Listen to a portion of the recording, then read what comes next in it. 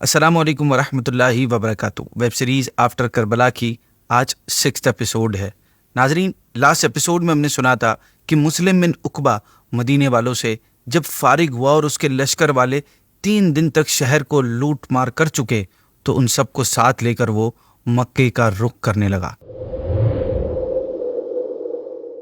مسلم ابھی مکے کے راستے میں ہی تھا کہ اسے موت آ گئی۔ مرتے وقت اس نے حسین بن نمیر کو بلا کر اس سے کہا کہ اگر میرے ہاتھ میں ہوتا تو میں کبھی تجھے اس لشکر کا کمانڈر نہیں بناتا، لیکن تجھے ہمارے خلیفہ یزید نے کمانڈر مقرر کر دیا ہے اور خلیفہ کا حکم میں ٹال نہیں سکتا، لہٰذا 4 باتیں تجھے بتا رہا ہوں، انہیں یاد رکھنا۔ پہلی بات، مکے کے لیے جلدی روانہ ہو۔ دوسری بات، جنگ کو اسٹارٹ کرنے میں لیٹ مت کرنا۔ تیسری بات، خبریں لیک نہ ہوں، خبروں کو چھپانا۔ اور چوتھی اور آخری بات کہ قریش میں سے کسی کی بات نہ سننا۔ حسین بن نمیر کو یہ انسٹرکشنز دینے کے بعد وہ مر گیا اور اسے وہیں راستے میں کسی مقام پر دفن کر دیا گیا۔ مسلم کی موت کے فوراً بعد حسین بن نمیر لشکر یزید کے ساتھ حضرت عبداللہ ابن زبیر رضی اللہ عنہ سے لڑنے کے لیے مکے کی طرف روانہ ہوا۔ یہاں تمام اہل مکہ اور اہل حجاز ان سے بیعت کر چکے تھے اور مدینے کی سب لوگ بھی ان کی طرف چلے آئے تھے۔ نجدہ بن عامر بھی اپنے لوگوں کے ساتھ لے کر ان کو خانہ کعبہ کو بچانے کے لیے ان کے پاس آ ملا تھا۔ ناظرین، یزیدیوں کا اتنا بڑا لشکر جب اٹیک کرنے کے لیے مکے پہنچا تو انہیں دیکھ کر کچھ لوگ ابن زبیر رضی اللہ عنہ کے پاس آئے اور آپ کو یزید کے ساتھ صلح کرنے کا مشورہ دیا۔ یزید نے اس جنگ سے پہلے آپ کی طرف ایک میسج بھیجا تھا کہ میں ایک چاندی کی کڑی، 2 سونے کی بیڑیاں یعنی چینز اور 1 چاندی کا توق بھیج رہا ہوں، اور میں نے قسم کھائی ہے کہ تم ان چیزوں کو پہن کر ضرور میرے پاس آؤ گے، ورنہ میں تم پر لشکر کے ساتھ اٹیک کروں گا۔ لوگوں نے آپ کو مشورہ دیا کہ آپ اسے کپڑوں کے نیچے پہن کر اس کے پاس چلے جائیں تاکہ یزید کی قسم بھی پوری ہو جائے اور آپ کے لیے صلح کا راستہ بہتر نکل آئے۔ اس پر آپ نے جواب دیا کہ اللہ اس کی قسم کو پورا نہ کرے، اور پھر فرمایا میں ناحق مطالبے کو پورا کرنے کے لیے معمولی سی بھی نرمی اختیار نہیں کروں گا، یعنی میں کسی بھی صورت میں اس مطالبے کو پورا نہیں کر سکتا۔ پھر آپ نے فرمایا اللہ کی قسم، مجھے عزت والے معاملے میں تلوار کا وار ذلت والے معاملے میں کوڑوں سے زیادہ محبوب ہے۔ پھر آپ نے لوگوں کو اپنی ہاتھ پر بیعت کرنے کی دعوت دی اور یزید کی مخالفت کا اعلان کر دیا۔ ناظرین، یہاں پر لوگ آپ کو حسین بن نمیر کے ساتھ صلح کرنے کا مشورہ دے رہے تھے، اور وہاں یزید کی طرف سے حسین بن نمیر کے لیے یہ پیغام تھا کہ اے گدھے کے بچے، قریش کی دھوکہ بازیوں سے بچ کر رہنا اور ان کے ساتھ صرف تیروں، نیزوں اور گھوڑوں سے مقابلہ کرنا، یعنی صلحوں میں نہ پڑ جانا۔ اس کے بعد حضرت عبداللہ بن زبیر نے اپنے بھائی منذر بن زبیر کو یزیدیوں سے جنگ کرنے کے لیے روانہ کیا۔ منذر بن زبیر واقع حرہ میں بھی شریک تھے، پھر ان کے ساتھ آ ملے تھے۔ آپ رضی اللہ عنہ نے کچھ دیر تک تو دشمنوں کے ساتھ بہت شدید کی جنگ کی، پھر اس دوران ایک شامی نے آپ کو اپنے ساتھ مقابلے کے لیے بلایا۔ شامی خچر پر سوار تھا، آپ اس کی طرف بڑھے، پھر دونوں نے ایک دوسرے پر اٹیک کیا۔ دونوں کے وار ایک دوسرے پر بھاری پڑ گئے، جس کے رزلٹ میں دونوں بے جان ہو کر زمین پر گر گئے، اور یوں حضرت منذر بن زبیر رضی اللہ عنہ راہ حق میں جہاد کرتے ہوئے شہید ہو گئے۔ اس کے بعد اہل شام نے بہت سخت حملہ کیا، جس کی وجہ سے حضرت عبداللہ بن زبیر کے لشکر میں بھگدڑ مچ گئی۔ ایسی سچویشن میں کمانڈر کا بہت اہم رول ہوتا ہے۔ آپ اپنی سواری پر سے اترے اور لوگوں کو پکارنے لگے اور انہیں جنگ کی طرف بلانے لگے، انہیں جوش دلانے لگے۔ آپ کی آواز سن کر اصحاب دوبارہ جنگ کی طرف پلٹے اور یزیدیوں سے مقابلہ کرنے لگے۔ جنگ کا سلسلہ جاری تھا۔ حسین بن نمیر کے لشکر نے مکے کو گھیر لیا اور مسجد الحرام پر حملہ شروع کیا۔ انہوں نے منجنیق سے مسجد حرام پر آگ برسائی، جس کے نتیجے میں خانہ کعبہ کے پردے اور چھت میں آگ لگ گئی۔ منجنیق جنگ میں یوز ہونے والا ایک قسم کا ہتھیار ہوتا ہے۔ یہ بالکل کرین کی طرح ہوتا ہے اور اس میں چیزوں کو دور دور تک پھینکنے کی ایبلٹی ہوتی ہے۔ دور حاضر میں ٹینک آپ کو اس کی ایک اپڈیٹڈ شکل کہہ سکتے ہیں اس کو آپ۔ پتھر اتنی کثرت سے پھینکے گئے کہ حرم شریف کا مبارک صحن پتھروں سے بھر گیا، اور اس کے حملے میں مسجد حرام کے ستون ٹوٹ گئے، یعنی پلرز ٹوٹ گئے۔ خانہ کعبہ کی دیواریں کمزور پڑ گئیں اور چھت گر گئی۔ یزیدی پتھر برسانے کے ساتھ ساتھ آگ کے گولے بھی جلا جلا کر پھینکنے لگے، جس سے خانہ کعبہ میں آگ لگ گئی، غلاف جل گیا، اور وہ دمبا جو حضرت اسماعیل علیہ الصلوۃ والسلام کے فدیے میں قربان کیا گیا تھا، اس کے سینگ بھی تبرک کے طور پر خانہ کعبہ میں محفوظ تھے وہ بھی جل گئے۔ اس حملے کی وجہ سے اس جنگ کے بعد اہل مکہ کا گھروں سے نکلنا مشکل ہو گیا تھا۔ آلموسٹ 2 مہینے تک وہ سخت مصیبت میں مبتلا رہے تھے۔ خیر ناظرین، یزیدیوں اور اہل مکہ کی جنگ جاری تھی۔ پھر اچانک ایک ایسی نیوز آئی جس سے جنگ کا پاسا پلٹ گیا۔ وہ نیوز تھی یزید کے مرنے کی نیوز۔ جی ہاں، یزید مر گیا۔ سب سے پہلے یہ خبر حضرت عبداللہ بن زبیر رضی اللہ عنہ کو ملی۔ نیوز ملتے ہی انہوں نے بلند آواز سے یزیدیوں کو پکار کر کہا، اے شامی بدبختوں، تمہارا گمراہ سردار یزید تو ہلاک ہو گیا، تو پھر اب تم ہم سے کیوں لڑ رہے ہو؟ شامی پہلے تو یہ سمجھے کہ عبداللہ بن زبیر کی یہ کوئی چال ہے، آپ کی یہ وار اسٹریٹجی کا پارٹ ہے، لیکن تیسرے دن جب انہیں ثابت بن قیس نامی شخص نے کوفہ سے آ کر یزید کے مرنے کی خبر سنائی، تب انہیں یقین ہو گیا کہ واقعی ان کا سردار مر گیا ہے۔ اب ان کے حوصلے پست ہو گئے اور حضرت عبداللہ بن زبیر کی فوج کے حوصلے بلند ہو گئے، اور یوں اللہ پاک نے اہل مکہ سے یزیدی آفت کو دور فرما دیا۔ یہاں پہ کچھ اسٹاپ کر کے آپ کو کچھ باتیں یزید کی بھیانک موت کے متعلق بتاتے ہیں۔ ناظرین، یزید اپنی موت سے پہلے ایک بہت ہی خطرناک اور اذیت دینے والی بیماری میں مبتلا ہو گیا تھا۔ پیٹ کے درد اور انٹسٹائن کے زخموں کی تکلیف کی وجہ سے وہ ایسے تڑپتا تھا جیسے مچھلی پانی کے بغیر تڑپتی ہے۔ آخری وقت میں جب اسے اپنی موت کا یقین ہو گیا تو اس نے اپنے بڑے بیٹے معاویہ بن یزید کو اپنے پاس بلایا اور سلطنت کے بارے میں انسٹرکشنز دینے لگا کہ اسے یزید کے بعد کیسے سلطنت کے معاملات سنبھالنے ہیں۔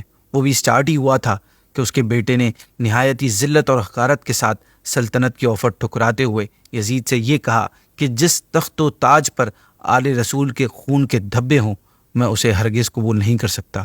خدا اس منحوس سلطنت کی وراثت سے مجھے محروم رکھے جس کی بنیادیں نواسہ رسول کے خون پر رکھی گئی ہوں۔ یزید اپنے بیٹے کے منہ سے یہ الفاظ سن کر تڑپ گیا اور شدید غم اور درد سے اپنے بستر پر پاؤں پٹکنے لگا۔ موت سے کچھ دن پہلے یزید کی آنتیں سڑ گئیں اور اس میں کیڑے پڑ گئے۔ تکلیف کی شدت سے وہ خنزیر کی طرح چیخا کرتا تھا۔ پانی کا قطرہ حلق سے نیچے اترنے کے بعد اسے سوئی کی طرح چبھنے لگتا تھا۔ اس پر عجیب قسم کا اللہ کا قہر نازل ہوا تھا کہ وہ پانی کے بغیر بھی تڑپتا تھا اور پانی پی کر بھی چیختا ہی تھا۔ کسی صورت اسے چین اور سکون نہیں مل رہا تھا، اور کیسے ملتا؟ بالآخر اسی درد کی شدت میں تڑپ تڑپ کر اس کی جان نکلی، اور مرنے کے بعد اس کی لاش میں سے اتنی گندی بدبو آ رہی تھی کہ اس کے قریب جانا مشکل ہو رہا تھا۔ ناظرین، یزید کے مرنے کی خبر شامیوں تک پہنچ گئی تھی، جس سے وہ اسکیٹرڈ ہو گئے تھے، بکھر گئے تھے۔ حسین بن نمیر بھی بھاگ نکلا۔ یزید کے موت کے بعد مروان بن حکم نے لوگوں کو اپنے ہاتھ پر بیعت کرنے کا کہا۔ پھر جب مروان بھی مر گیا تو عبد الملک بن مروان نے اپنے ہاتھ پر بیعت کرنے کا اعلان کیا اور حجاج بن یوسف کو ایک لشکر دے کر اس کا امیر مقرر کر کے مکہ مکرمہ روانہ کیا۔ حجاج مکہ پہنچا تو جبل ابی قبیس پہ چڑھ کر اس نے وہاں منجنیق سیٹ کی اور مسجد حرام میں حضرت عبداللہ بن زبیر اور ان کے ساتھیوں پر پتھر برسائے۔ جس دن حضرت عبداللہ بن زبیر کی شہادت کا دن تھا، اس دن ارلی مارننگ آپ نے اپنی والدہ حضرت اسما بنت ابی بکر رضی اللہ تعالیٰ عنہ کے پاس آئے۔ اس وقت آپ کی والدہ کی ایج 100 سال تھی اور ابھی تک ان کا کوئی دانت تک نہیں گرا تھا اور نہ ہی آنکھوں کی بینائی میں کچھ فرق آیا تھا۔ والدہ نے آپ سے پوچھا، اے عبداللہ، تمہاری جنگ کا کیا ہوا؟ آپ نے عرض کی، دشمن فلاں مقام تک پہنچ چکا ہے۔ یہ کہہ کر آپ مسکرا دیے اور کہا، بے شک موت ہی میں راحت اور آرام ہے۔ آپ کی والدہ نے کہا، اے میرے بیٹے، شاید تم نے میرے لیے موت کی تمنا کی ہے، لیکن مجھے تو اس وقت تک نہیں مرنا پسند جب تک تمہارا کچھ فیصلہ نہ ہو جائے۔ اگر تم چید گئے تو اس سے میری آنکھیں ٹھنڈی ہو جائیں گی، اور اگر تم قتل کر دیے گئے تو میں اسے باعث ثواب سمجھوں گی کہ میرا بیٹا راہ حق میں شہید ہو گیا۔ پھر جب آپ نے اپنی والدہ کو الوداع کہا تو والدہ نے آپ کو نصیحت کرتے ہوئے فرمایا، بیٹا، تم قتل کے خوف سے اپنے دین کی کوئی خصلت نہ چھوڑنا۔ یہ نصیحت سن کر آپ وہاں سے روانہ ہو گئے اور مسجد میں داخل ہوئے۔ لوگوں نے آپ سے عرض کی کہ کیا ہمیں دشمن سے صلح کی بات نہیں کرنی چاہیے؟ آپ نے فرمایا، کیا صلح کا وقت ہے یہ؟ پھر آپ نے فرمایا، اللہ کی قسم، اگر دشمن تمہیں اس وقت کعبے کے اندر بھی پا لیں تو ضرور تمہیں ذبح کر دیں گے۔ پھر آپ نے ایک شعر پڑھا جس کا ترجمہ کچھ یوں بنتا ہے کہ میں ذلت و رسوائی کے بدلے زندگی کا خریدار نہیں ہوں، اور نہ ہی موت کے ڈر سے سیڑھی پر چڑھنے والا ہوں۔